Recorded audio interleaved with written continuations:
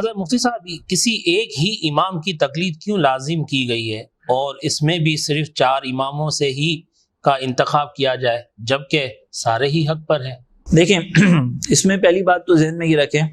کہ ایک امام کی پیروی کو جو لازم کیا گیا نا اس کے پیچھے کی حکمت ہے. اگر ہم صحابہ کرام کے ادوار کو دیکھیں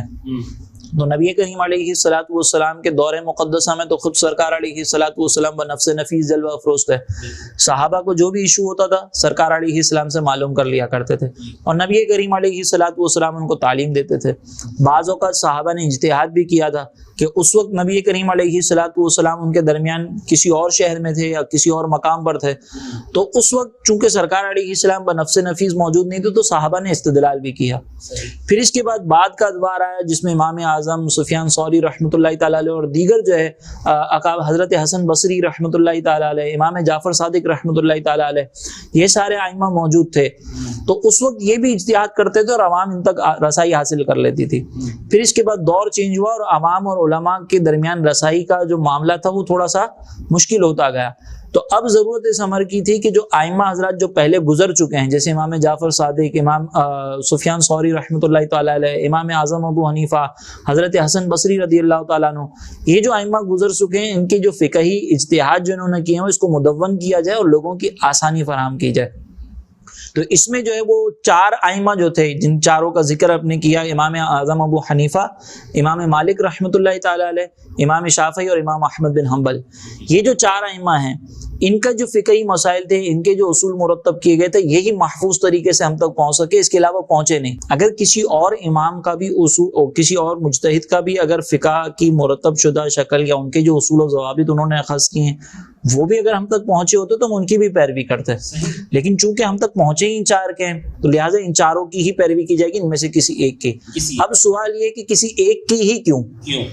اس میں مسئلہ یہ ہے کہ دیکھیں بعض اوقات ایسا ہوتا ہے جیسے میں نے ابھی پچھلے سوال میں ذکر کیا کہ حلال و حرام کے درمیان بھی اختلاف ہو جاتا ہے. اب آپ یوں سمجھیں کہ مثال کے طور پر میں اگر آج کے دن مجھے ایسا لگتا ہے کہ میں اگر امام شافعی کے قول پر عمل کروں گا تو مجھے سہولت مل جائے گی، تو میں آج امام شافعی کے قول پر عمل کرنا شروع کر دوں گا. کل مجھے سہولت محسوس ہوگی امام اعظم کے قول میں تو میں وہاں پہ کرنا شروع کر دوں گا عمل. پھر اسی طریقے سے جھگڑے کے معاملات ہوں، کل کو کسی کا جھگڑا ہو جاتا ہے آپس میں، مثال کے طور پر آپ کا اور ہمارا اللہ نہ کرے کبھی جھگڑا ہو، اگر اجازت دے دی جائے، آپ کو فائدہ محسوس ہو رہا ہے امام اعظم کے قول میں، مجھے فائدہ محسوس ہو رہا ہے امام شافعی کے قول میں، تو میں کہوں گا کہ امام شافعی کے مطابق فیصلہ کیا جائے، آپ کہیں گے امام اعظم کے مطابق فیصلہ کیا جائے. پھر کل کو واپس اگر جھگڑا ہو جائے، آپ کو سہولت نظر آ رہی ہے امام اعظم کے قول میں، مجھے سہولت نظر آئے گی امام شافعی کے قول میں کہوں گا اس کے مطابق فیصلہ، آپ کہیں گے اس کے مطابق فیصلہ، تو پھر کس طریقے سے ہم فیصلے کر پائیں گے؟ تو یہاں پر پھر حقیقتاً شریعت کی اتباع نہیں ہو رہی،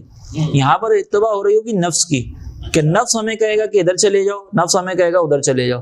کبھی ہمارا نفس جو ہے وہ ہمیں جو شریعت کی طرف سے خاص طور پر ایک تکلیف ہمیں دی گئی ہے، ایک آزمائش میں مبتلا کیا گیا ہے کہ شرعی احکام پر عمل کرنا ہے، تو ہم شرعی احکام پر تو عمل نہیں کر رہے، پھر ہم نفسانی خواہشات کے مطابق عمل کر رہے ہیں. اور اللہ تبارک و تعالی نے صراحتاً قرآن میں ارشاد فرمایا کہ لا تتبعوا خطوات الشیطان، کہ شیطان کے قدموں کی پیروی نہ کرو. تو یہ تو ہمارا نفس اور شیطان پھر ہمیں الجھا کے رکھیں گے کہ اس طرح کی صلاحیتوں میں چلے جائیں. اسی لیے فرمایا کہ ایک ہی امام کی پیروی کریں. حتیٰ کہ ہمارے علماء نے یہاں تک فرمایا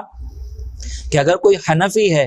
اور حنفی مفتیان کرام کے درمیان کسی نئے مسئلے کے اندر اختلاف پیدا ہو جاتا ہے تو لازم ہے کہ وہ جس کی پیروی سارے زمانے میں کرتا رہا ہے، اکثر مسائل میں کرتا رہے، پھر اسی کی پیروی کرے. یہ نہیں کہ میں حنفی ہوں، یہ والے مفتی صاحب بھی حنفی، یہ والے مفتی صاحب بھی حنفی، تو جس میں سہولت نظر آئے اس پر عمل کر لے. یہ نہیں ہو سکتا. کرنا یہ ہوگا کہ وہ جو اگر مثال کے طور پر ساری زندگی ایک ایسے مفتی صاحب کو فالو کر رہا ہے کہ جو مسئلے کو حرام کہتے تھے تو اس کو لازم ہے کہ وہ اس کا حرام سمجھے. اور اگر ایک ایسے مفتی صاحب ہیں کہ جو مسئلے کو حلال کہہ رہے ہیں تو ابھی ان کی پیروی نہیں کر سکتا کیونکہ اکثر مسائل میں ان کی پیروی نہیں کر رہا، تاکہ اپنے آپ کو نفس و شیطان کے شر سے بچا سکے. اچھا حضور، یہ سوالوں سے ہٹ کے صرف ایک بڑا مختصر سا جواب چاہوں گا کہ بعض لوگ مطلب یہ جس طرح سے آپ نے سمجھا تو دیا کہ مختلف ہے نا، مطلب یہ چینج نہیں کر سکتے اپنے آپ کو، تو بعض لوگ ایسے ہوتے ہیں جو اس قسم کی حرکات کرتے ہیں، تو ان کے لیے کیا قید، پھر ان کے لیے کیا حکم؟ دیکھیں یہاں پہ مسئلہ یہ ہے کہ اگر ان کی نیت، بعض اوقات ایسا ہوتا ہے کہ مثال کے طور پر وہ مسئلہ اپنے لیے معلوم نہیں کیا جا رہا ہوتا، وہ کسی اور کے لیے معلوم کیا جاتا ہے. تو اگر مثال کے طور پر اب آپ دیکھیں ہمارے دور کے اندر جو ہے وہ اسلامک بینکنگ کا مسئلہ ہے، بعض علماء اس کو حرام کہتے ہیں، حنفی علماء، اور بعض حنفی علماء اس کی اجازت دیتے ہیں۔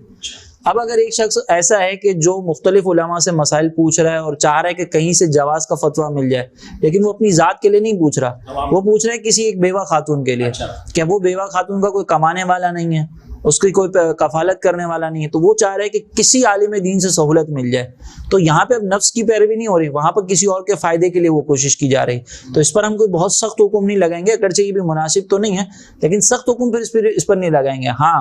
جہاں پر نفس کی پیروی آ جائے گی اور پھر وہ پیروی کا درجہ دیکھا جائے گا کہ وہ کس حد تک ہے، پھر اس کے مطابق حکم لگے گا۔ ہر دفعہ ایسا کرنا حرام کے درجے میں یا گناہ کے درجے میں نہیں جاتا۔